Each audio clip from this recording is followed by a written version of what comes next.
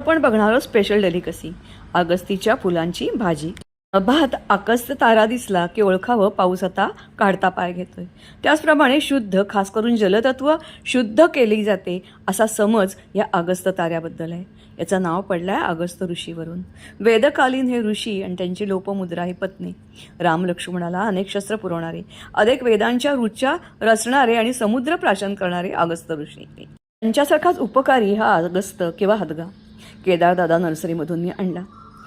माणसांना अन्न, जनावरांना चारा, जमिनीची सुपीकता वाढवणारा आणि असंख्य औषधी गुण असणारा हा हदगा किंवा अगस्त. फुलं आणि शेंगा दोन्ही उपयुक्त.